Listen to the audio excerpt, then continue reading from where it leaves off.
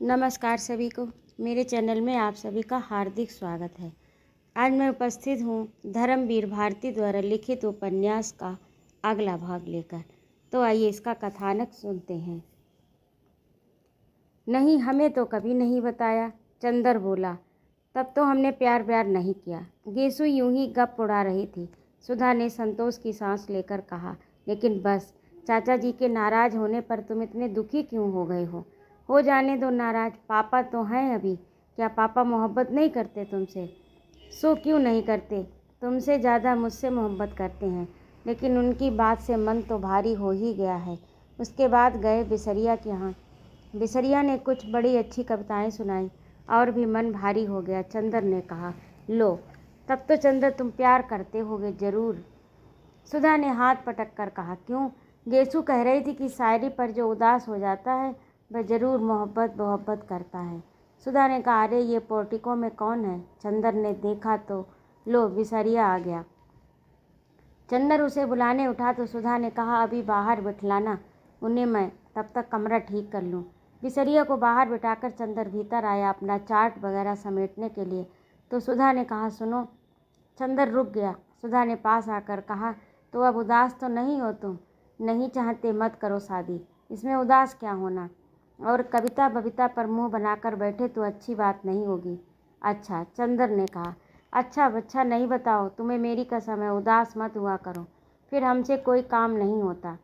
अच्छा, उदास नहीं होंगे पगली, चंदर ने हल्की सी चपत मारकर कहा। और बरबस उसके मुंह से एक ठंडी सांस निकली। उसने चार्ट उठाकर स्टडी रूम में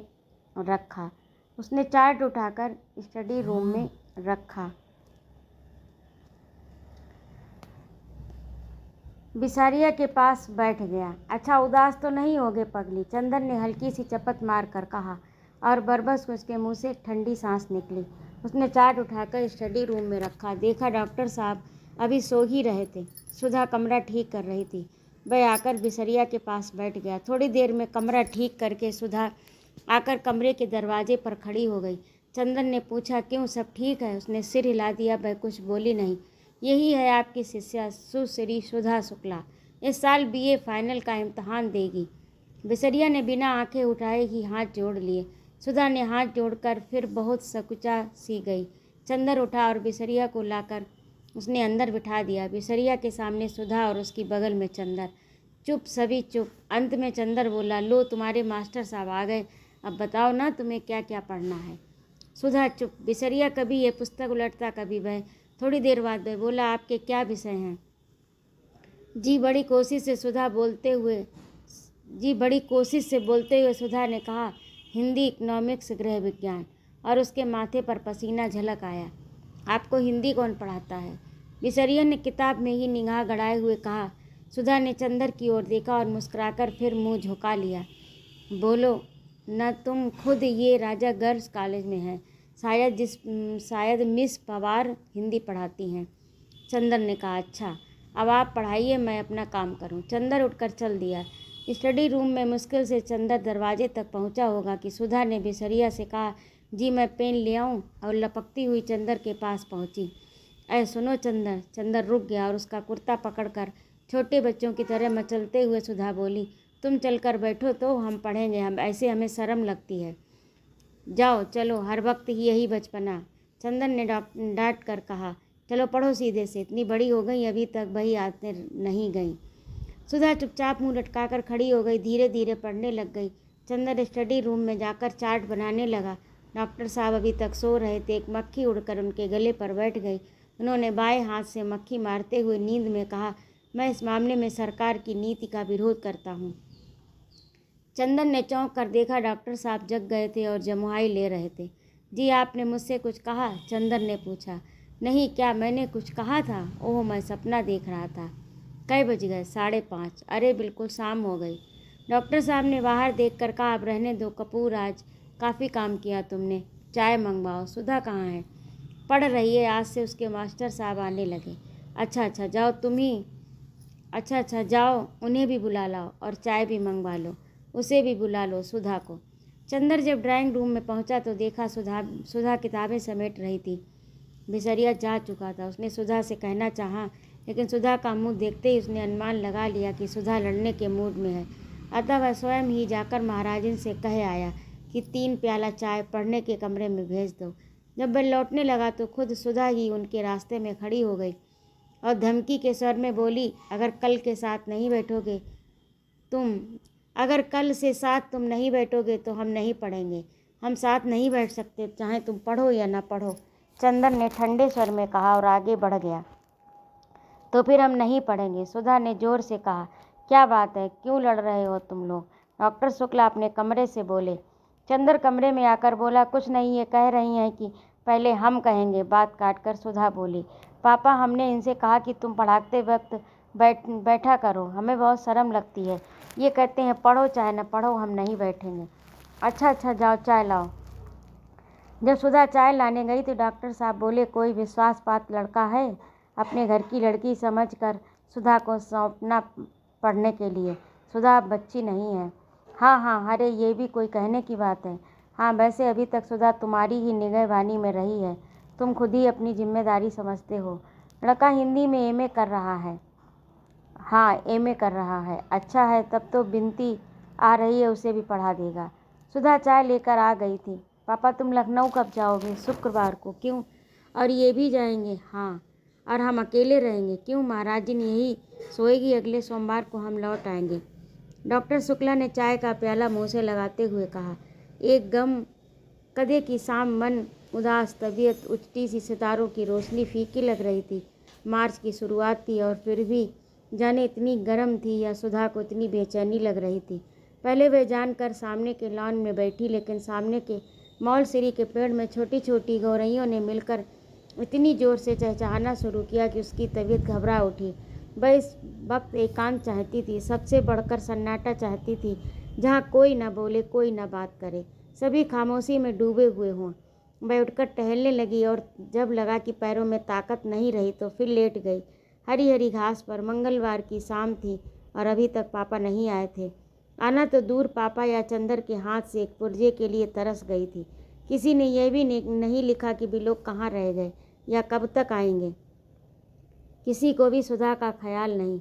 शनिवार या इतवार को तो वह हर रोज़ खाना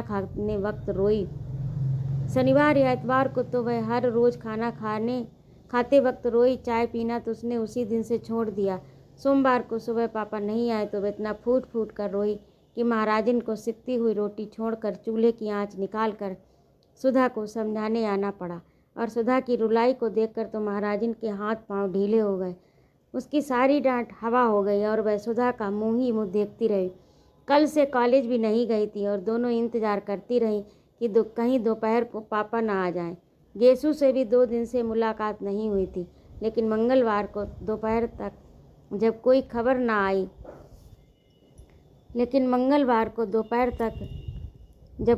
ना आई तो उसकी घबराहट बेकाबू हो गई।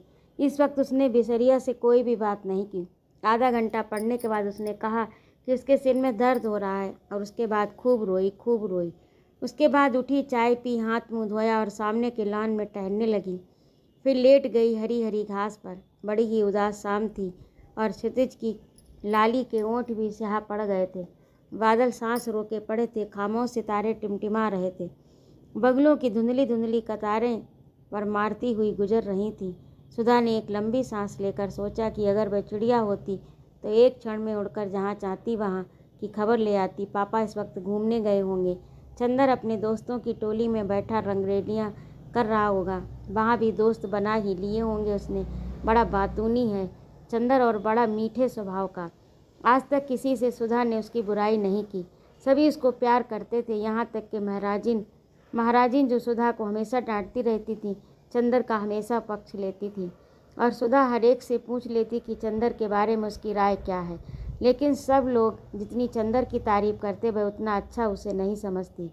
आदमी की परख तब होती है जब दिन रात बरते। चंदर उसका ऊन कभी नहीं लाकर देता। बादामी रंग का रेशम मंगाओ तो केसरिया रंग का ला देता। इतने नक्शे बनाता रहता कि सुधा ने हमेशा उससे कहा कि मेज पोस्ट की कोई डिज़ाइन बना दो, तो उसने कभी नहीं बनाई। एक बार सुधा ने बहुत अच्छी बायल कानपुर से मंगवाई और चंदर से कहा, लाओ ये बहुत अच्छी है, इस पर हम किनारे की डिज़ाइन बना देंगे। इसके बाद उसने उसमें तमाम पान जैसा जाने क्या क्या बना दिया। जब सुधा ने पूछा ये क्या है तो बोला लंका का नक्शा है। जब सुधा बिगड़ी तो बोला लड़कियों के हृदय में रावण से मेघनाद तक करोड़ों राक्षसों का वास होता है, इसलिए उनकी पोशाक में लंका का नक्शा ज़्यादा सुशोभित होता है। मारे गुस्से के सुधा ने वह धोती अपनी मालिन को दे डाली। ये सब बातें तो किसी को मालूम नहीं। उनके सामने तो जरा सा कपूर साहब हंस दिए, चार मजाक की बातें कर दी, छोटे छोटे उनके काम कर दिए, मीठी बातें कर ली और सब समझे कि कपूर साहब तो बिल्कुल गुलाब के फूल हैं। लेकिन कपूर साहब एक तीखे कांटे हैं जो दिन रात सुधा के मन में चुभते रहते हैं। ये तो दुनिया को नहीं मालूम। दुनिया क्या जाने कि सुधा कितनी परेशान रहती है चंदर की आदतों से। अगर दुनिया को मालूम हो जाए तो कोई चंदर की जरा भी तारीफ ना करे, सब सुधा को ही अच्छा कहें। लेकिन सुधा कभी किसी से कुछ नहीं कहती, मगर आज उसका मन हो रहा था कि किसी से चंदर की जी भरकर बुराई कर ले, उसका मन बहुत हल्का हो जाए। चलो बिटिया रानी, तई खाए ले फिर भीतर लेटो, अब अहिन लेटे का बखत नहीं आओ। सहसा महाराजिन ने आकर सुधा की स्वप्न श्रृंखला तोड़ते हुए कहा, अब हम नहीं खाएंगे, भूख नहीं। सुधा ने अपने सुनहले सपनों में ही डूबी हुई बेहोश आवाज़ में जवाब दिया, खाए ले बिटिया, खाए पिए छोड़े से कसम काम चली, आओ उठो। महाराजिन ने बड़े दुलार से कहा। सुधा पीछे छूटने की कोई आशा न देखकर उठ गई और चल दी खाने। कौर उठाते ही उसकी आंख में आंसू छलक आए, लेकिन अपने को रोक लिया उसने। दूसरों के सामने अपने को बहुत शांत रखना आता था उसे। दो कौर खाने के बाद मैं महाराजन से बोली, आज कोई चिट्ठी तो नहीं आई? नहीं बिटिया, आज तो दिन भर घर ही में रहे। महाराजिन ने पराठे उलटते हुए जवाब दिया। काहे बिटिया, बाबूजी कुछ नहीं लिखिन तो छोटे बाबू तो लिख देते। अरे महाराजिन, यही तो हमारी जान का रोना है। हम चाहे रो रो कर मर जाए, मगर न पापा को ख्याल न पापा के शिष्य को। चंदर तो ऐसे खराब हैं कि हम क्या करें। ऐसे स्वार्थी हैं अपने मतलब के कि बस सुबह शाम आए हम या पापा न मिले तो आफत ढा देंगे। बहुत घूमने लगी हो तुम, बहुत बाहर कदम निकल गया तुम्हारा। सच पूछो तो चंदर की वजह से हमने सब जगह आना जाना बंद कर दिया और खुद हैं कि आज लखनऊ कल कलकत्ता एक चिट्ठी भेजने तक का वक्त नहीं मिलता। अभी हम ऐसा करते तो हमारी जान नोच खाते। और पापा को देखो, उनके दुलारे उनके साथ हैं तो बस और किसी की फिक्र ही नहीं। अब तुम महाराजिन चंदर को तो कभी कुछ चाय वाय बना के मत देना। काहे बिटिया, काहे को सो तो कैसा चांद सो तो है छोटो बाबू, और कैसा हंस के बात करत है। माई का जाने कैसे हियाव पड़ा कि उन्हें अलग कह दीस। बेचारा होटल में जाने कैसे रोटी खात होई। उन्हें यहीं बुलाई ले तो अपने हाथ की खिलाई के 2 महीना में मोटे कह दें। हमें तो उससे ज़्यादा उसकी ममता लगत है।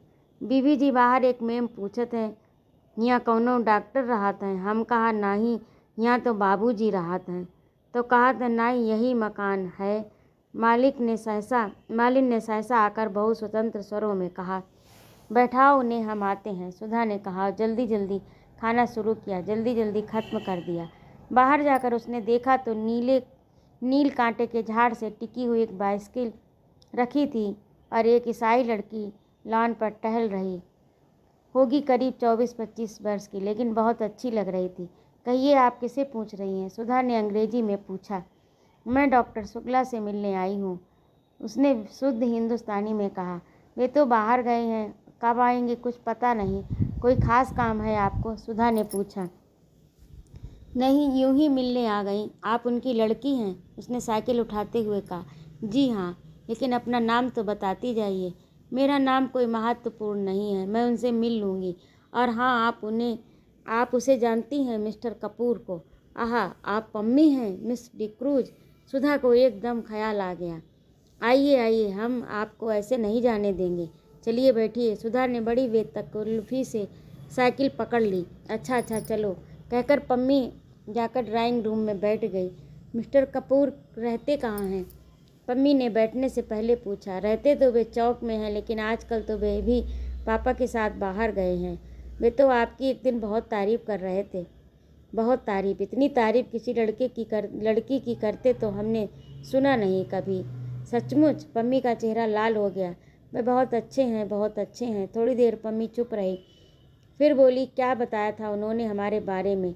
ओह तमाम। एक दिन शाम को तो हम लोग आप ही के बारे में बातें करते रहे, आपके भाई के बारे में बताते रहे, फिर आपके काम के बारे में बताया, आप कितना तेज टाइप करती हैं, फिर आपकी रुचियों के बारे में बताया, आपको साहित्य से बहुत शौक़ है, आप शादी से बेहद नफरत करती हैं और आप ज़्यादा मिलती जुलती नहीं, बाहर आती जाती नहीं। मिस डिक्रूज। ना, आप पम्मी कहिए मुझे। हाँ तो मिस पम्मी। शायद इसीलिए आप उसे इतनी अच्छी लगी कि आप कहीं आती जाती नहीं। मैं लड़कियों का आना जाना और आज़ादी बहुत नापसंद करता है, सुधा बोली। नहीं, वह ठीक सोचता है, पम्मी बोली। मैं शादी और तलाक के बाद इस नतीजे पर पहुंची हूँ कि 14 बरस से 34 बरस तक लड़कियों को बहुत शासन में रखना चाहिए, पम्मी ने गंभीरता से कहा। एक ईसाई मेम के मुंह से ये बात सुनकर सुधा दंग रह गई। क्यों? उसने पूछा। इसलिए कि इस उम्र में लड़कियां बहुत नादान होती हैं और जो कोई भी चार मीठी बातें करता है, लड़कियां समझती हैं कि वह इससे ज़्यादा प्यार तो उसे कोई कर ही नहीं सकता, और इस उम्र में जो कोई भी ऐरा गहरा उसके संसर्ग में आ जाता है उसे वे प्यार का देवता समझने लगती हैं। नतीजा ये होता है कि वे ऐसे जाल में फंस जाती हैं कि ज़िंदगी भर उसे छुटकारा नहीं मिलता। मेरा तो ये विचार है कि या तो लड़कियां 34 बरस के बाद शादियां करें, जब वे अच्छा बुरा समझने के लायक हो जाएं। नहीं तो मुझे तो हिंदुओं का कायदा सबसे ज़्यादा पसंद आता है कि 14 वर्ष के पहले की लड़की की शादी कर दी जाए और उसके बाद उसका संसर्ग उसी आदमी से रहे जिसे उसे ज़िंदगी भर निवाह करना है। अपने विकास क्रम से दोनों ही एक दूसरे को समझते चलें। लेकिन यह तो सबसे भद्दा तरीका है कि 14 और 34 बरस के बीच में लड़की की शादी हो या उसे आज़ादी दी जाए। मैंने तो स्वयं अपने ऊपर बंधन बांध लिए थे। तुम्हारी तो शादी अभी नहीं हुई? नहीं। बहुत ठीक, तुम 34 बरस के बाद शादी मत करना। तुम 34 बरस से पहले शादी मत करना। अच्छा हाँ। और क्या बताया चंदन ने मेरे बारे में? और तो कुछ खास नहीं, कह रहा था कि आपको चाय और सिगरेट बहुत अच्छी लगती है। ओहो, देखिए मैं भूल ही गई, लीजिए सिगरेट मंगवाती हूँ। और सुधा ने घंटी बजाई। रहने दीजिए, मैं सिगरेट छोड़ रही हूँ। क्यों? इसलिए कि कपूर को अच्छा नहीं लगता और अब वह मेरा दोस्त बन गया है। दोस्ती में एक दूसरे से निभाह ही करना पड़ता है। उसने आपसे ये नहीं बताया कि मैंने उसे दोस्त मान लिया है? पम्मी ने पूछा। जी हाँ, बताया था। अच्छा तो चाय लीजिए। हाँ हाँ, चाय मंगवा लीजिए। आपका कपूर से क्या संबंध है? पम्मी ने पूछा। कुछ नहीं, मुझसे भला क्या संबंध होगा उनका? जब देखिए तब बिगड़ते रहते हैं मुझ पर। बाहर गए और आज तक कोई खत नहीं भेजा, ये कहीं संबंध है? नहीं, मेरा मतलब आप उनसे घनिष्ठ हैं? हाँ। कभी वे छिपाते तो नहीं मुझसे कुछ? क्यों? तब तो ठीक है, सच्चे दिल के आदमी मालूम पड़ते हैं। अब आप तो ये बता सकती हैं कि उन्हें क्या क्या चीज़ें पसंद हैं? हाँ, उन्हें कविता पसंद है। बस कविता के बारे में बात न कीजिए, कविता सुना दीजिए उन्हें, या कविता की किताब दे दीजिए उन्हें। और उनको सुबह घूमना पसंद है, रात को गंगा जी की सैर करना पसंद है, सिनेमा तो बहुत पसंद है, और क्या, चाय की पत्ती का हलवा बहुत पसंद है। ये क्या होता है? मेरा मतलब बिना दूध की चाय उन्हें पसंद है। अच्छा अच्छा, देखिए आप सोचेंगे कि मैं इस तरह से मिस्टर कपूर के बारे में पूछ रही हूँ जैसे कोई जासूस हो, लेकिन असल बात मैं आपको बता दूँ, मैं पिछले 2-3 साल से अकेली रहती थी, किसी से भी नहीं मिलती जुलती थी। उस दिन मिस्टर कपूर गए तो पता नहीं क्यों मुझ पर उनका प्रभाव पड़ा। उनको देखकर ऐसा लगा कि ये आदमी है जिसमें दिल की सच्चाई है, जो आदमियों में बिल्कुल नहीं होती। तभी मैंने सोचा इनसे दोस्ती कर लूँ, लेकिन चूंकि एक बार दोस्ती करके विवाह और विवाह के बाद अलगाव मैं भोग चुकी हूँ, इसलिए इनके बारे में पूरी जांच पड़ताल कर लेना चाहती हूँ। लेकिन दोस्त तो अब बना ही चुकी हूँ। चाय आ गई थी। पम्मी ने सुधा के प्याले में चाय डाली। ना, मैं तो अभी खाना खा चुकी हूँ, सुधा बोली। पम्मी ने 2-3 चुस्कों के बाद कहा, आपके बारे में चंदन ने मुझसे कहा था। कहा होगा, सुधा मुँह बिगाड़ कर बोली। मेरी बुराई कर रहे होंगे और क्या। पत्ती चाय के प्याले में पम्मी चाय के प्याले से उठते हुए धुएं को देखती हुई अपने ही ख्याल में डूबी थी। थोड़ी देर बाद बोली, मेरा अनुमान गलत नहीं होता। मैंने कपूर को देखते ही समझ लिया था कि यही मेरे लिए उपयुक्त मित्र हैं। मैंने कविता पढ़नी बहुत दिनों से छोड़ दी, लेकिन किसी कवित्री ने, शायद मिसेज ब्राउनिंग ने कहीं लिखा था कि वह मेरी ज़िंदगी में रोशनी बनकर आया और उसे देखते ही मैं समझ गई कि यह वह आदमी है जिसके हाथ में मेरे दिल की सभी राज सुरक्षित रहेंगे। मेरे दिल के सभी राज सुरक्षित रहेंगे। वह खेल नहीं करेगा, प्यार भी नहीं करेगा, ज़िंदगी में आकर भी ज़िंदगी से दूर और सपनों में बंधकर भी सपनों से अलग। ये बात कपूर पर बहुत लागू होती है। माफ़ करना मिस सुधा, मैं आपसे इसलिए कह रही हूँ कि आप इतनी घनिष्ठ हैं, आप उन्हें बतला देंगी कि मेरा क्या ख्याल है उनके बारे में। अच्छा, तब मैं चलूँगी। अच्छा, अब मैं चलूँगी। बैठिए ना, सुधा बोली। नहीं, मेरा भाई अकेला खाने के लिए इंतज़ार कर रहा होगा। उठते हुए पम्मी ने कहा, आप बहुत अच्छी हैं, इस वक्त आप आईं तो मैं थोड़ी सी चिंता भूल गई, वरना मैं 3 दिन से उदास थी। बैठिए, कुछ और चंदर के बारे में बताइए ना। अब नहीं, वह अपने ढंग का अकेला आदमी है, ये मैं कह सकती हूँ। और तुम्हारी आंखें बड़ी सुंदर हैं, देखूं। और छोटे बच्चे की तरह उसके मुंह की को हथेलियों से ऊपर उठाकर पम्मी ने कहा, बहुत सुंदर आंखें हैं। माफ़ करना, मैं कपूर से भी इतनी ही बेतकल्लुफ़ हूँ। सुधा झेंप गई, उसने आंखें नीची कर लीं। पम्मी ने अपनी साइकिल उठाते हुए कहा, कपूर के साथ आप भी आइएगा। आपने कहा था कपूर को कविता पसंद है। जी हाँ, गुड नाइट। जब पम्मी बंगले पर पहुंची तो उसकी साइकिल के कैरियर में अंग्रेजी कविता के 5-6 ग्रंथ बंधे थे। 8 बज चुके थे। सुधा जाकर अपने बिस्तरे पर लेटकर पढ़ने लगी। अंग्रेजी कविता पढ़ रही थी। अंग्रेजी लड़कियां कितनी आज़ाद स्वच्छंद होती हैं, और जब पम्मी तो ये ईसाई है, इतनी आज़ाद है। उसने सोचा, और पम्मी कितनी अच्छी है, उसकी बेतकल्लुफ़ी से भोलापन तो नहीं है पर सरलता बेहद है।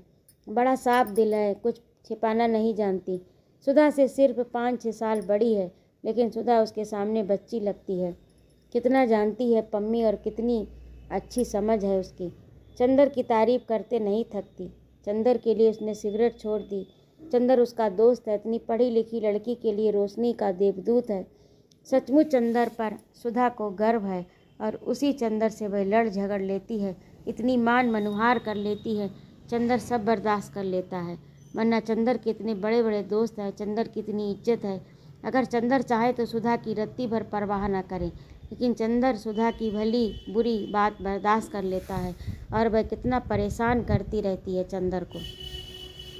कभी अगर सचमुच चंदर बहुत नाराज़ हो गया और सचमुच हमेशा के लिए बोलना छोड़ दे, तब क्या होगा?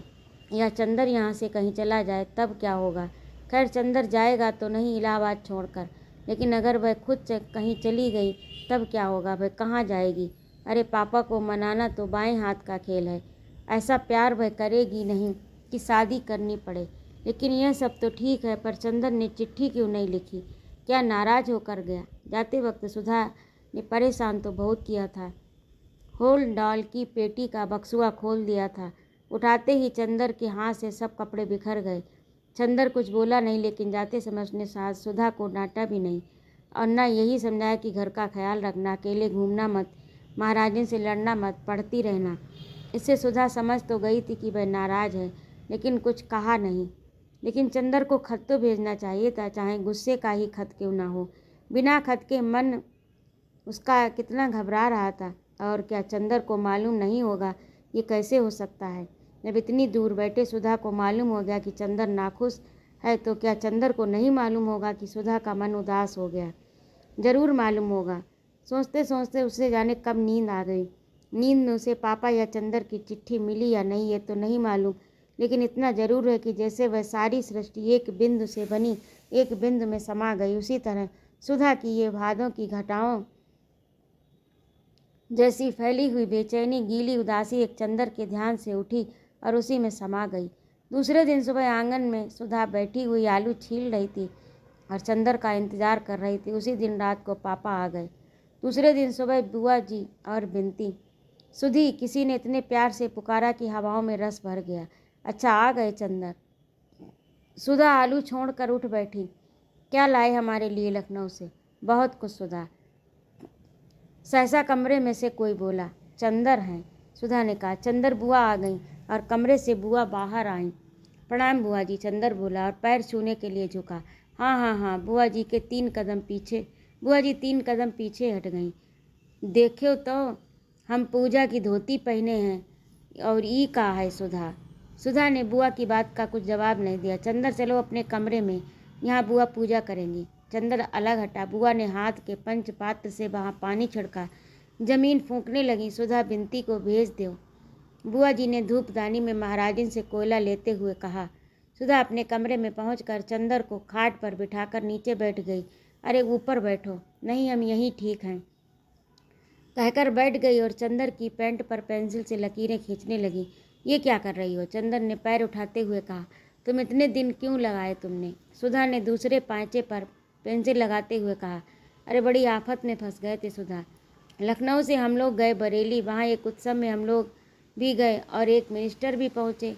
कुछ सोशलिस्ट, कुछ कम्युनिस्ट मजदूरों ने विशेष विरोध प्रदर्शन किया। फिर तो पुलिस वाले और मजदूरों में जमकर लड़ाई हुई। मैं तो को एक बेचारा लड़का था, कैलाश मिश्रा, उसने हम लोगों की जान बचाई, वरना पापा और हम दोनों ही अस्पताल में होते। अच्छा, पापा ने हमें नहीं बताया? सुधा घबराकर बोली और बड़ी देर तक बरेली उपद्रव, कैलाश मिश्रा की बात करती रही। अरे ये बाहर गा कौन रहा है? चंदर ने सहसा पूछा। बाहर कोई गाता हुआ आ रहा है। आंचल में क्यों बांध लिया मुझ परदेसी का प्यार, आंचल में क्यों बांध लिया मुझ परदेसी का प्यार। और चंदर को देखते ही उस लड़की ने चौंक कर कहा। अरे! क्षण भर स्तब्ध, फिर शर्म से लाल होकर भागी बाहर। अरे भागती क्यों है? यही तो है चंदर, सुधा ने कहा। लड़की बाहर रुक गई, गर्दन हिलाकर इशारे से कहा, मैं नहीं आऊँगी, मुझे शर्म लगती है। अरे चलिए यार, देखो हम अभी पकड़ लाती हैं, बड़ी झक्की है ये, कहकर सुधा उठी। फिर भागी। सुधा पीछे पीछे भागी। थोड़ी देर बाद सुधा अंदर आई तो सुधा के हाथ में उस लड़की की चोटी और वह बेचारी पूरी तरह अस्त व्यस्त थी। दांत से अपने आंचल का छोर दबाए हुए थी। बाल की 3-4 लटें मुंह पर झुक रही थी, लाज के मारे सिमटी जा रही थी। आंखें थी कि मुस्काए या रोए ये तय नहीं कर पाई थी। देखो चंदर, देखो, सुधा हाँप रही थी। यही है बिनती, मोटकी कहीं की, इतनी मोटी है कि दम निकल गया हमारा। सुधा बुरी तरह हाँफ रही थी। चंदर ने देखा बेचारी की बुरी हालत थी। मोटी तो बहुत नहीं थी, पर हाँ, गांव की तंदुरुस्ती थी। लाल चेहरा जिसे शर्म ने तो दूना बना दिया था। एक हाथ में अपनी चोटी पकड़े थी, दूसरे से अपने कपड़े ठीक कर रही थी। दांत से आंचल पकड़े। छोड़ दो उसे, ये क्या हुआ? सुधा, बड़ी जंगली हो तुम, चंदर ने डांट कर कहा। जंगली मैं हूँ या यह? चोटी छोड़कर सुधा बोली। ये देखो, दांत काट लिया इसने। सचमुच सुधा के कंधे पर दांत के निशान बने हुए थे। चंदर इस संभावना पर बेतहासा हंसने लगा। इतनी बड़ी लड़की दांत काट सकती है? क्यों जी, इतनी बड़ी हो गई और दांत काटती हो? उसकी हंसी रुक नहीं रही थी। सचमुच ये तो बड़े मज़े की लड़की है। बिनती है इसका नाम। क्यों रे? महुआ बिनती थी क्या वहाँ, जो बुआ जी ने बिनती नाम रख दिया? वह पल्ला ठीक से ओढ़ चुकी थी। बोली, नमस्ते। चंदर और सुधा दोनों हंस पड़े। अब इतनी देर बाद याद आई। चंदर और भी हंसने लगा। बिनती, ये बिनती, बुआ जी की आवाज़ आई। बिनती ने सुधा की ओर देखा और चली गई। और कहो सुधी, चंदर बोला, क्या हाल चाल रहा यहाँ? फिर भी एक चिट्ठी भी तो नहीं लिखी तुमने? सुधा बड़ी शिकायत के स्वर में बोली। हमें रोज़ रुलाई आती थी और तुम्हारी बो आई थी। हमारी बो? चंदर ने चौंक कर पूछा। अरे हाँ, तुम्हारी पम्मी रानी। अच्छा, वो आई थी। क्या बात हुई? कुछ नहीं, तुम्हारी तस्वीर देख देख कर रो रही थी। सुधा ने उंगलियां नचाते हुए कहा। मेरी तस्वीर देखकर? अच्छा, और थी कहाँ मेरी तस्वीर? अब तो तुम बहस करने लगे। हम कोई वकील नहीं है, तुम कोई नई बात बताओ। सुधा बोली। हम तो तुम्हें बहुत बहुत बातें बताएंगे, पूरी कहानी है। इतने में बिनती आ गई। उसके हाथ में एक तस्तरी थी, एक गिलास, तस्तरी में कुछ मिठाई, गिलास में शरबत। उसने लाकर तस्तरी चंदर के सामने रख दी। ना भाई, हम नहीं खाएंगे, चंदर ने इनकार किया। बिनती ने सुधा की ओर देखा। खा लो, नखरा करने लगे। लखनऊ से आ रहे हैं ना, तकल्लुफ न करें तो मालूम कैसे हो? सुधा ने मुंह चढ़ाते हुए कहा। चंदर मुस्कुराकर खाने लगा। दीदी के कहने पर खाने लगे आप? बिनती ने अपने हाथ की अंगूठी की ओर देखते हुए कहा। चंदर हंस दिया, कुछ बोला नहीं। बिनती चली गई। बड़ी अच्छी लड़की मालूम पड़ती है ये, चंदर बोला। बहुत प्यारी है और पढ़ने में हमारी तरह नहीं है, बहुत तेज है। अच्छा, तुम्हारी पढ़ाई कैसी चल रही है? मास्टर साहब अच्छा पढ़ाते हैं? और चंदर, अब हम खूब बात करते हैं उनसे दुनिया भर की। वे हमेशा सिर नीचे किए रहते हैं। एक दिन पढ़ते वक्त हम गरी पास में रखकर खाते गए, उन्हें मालूम ही नहीं हुआ। उनसे एक दिन कविता सुनवा दो, सुधा बोली। चंदन ने कुछ जवाब नहीं दिया और डॉक्टर साहब के कमरे में जाकर किताब उलटने लगा। तो ये था आज का भाग। आपको कैसा लगा कमेंट करके अवश्य बताइएगा। और मेरा कहानी सुनाना अच्छा लगता है तो कृपया मेरे चैनल को सब्सक्राइब करिए, लाइक और कमेंट भी करिएगा। सुनने के लिए बहुत बहुत धन्यवाद। हार्दिक आभार। जय माँ भारती।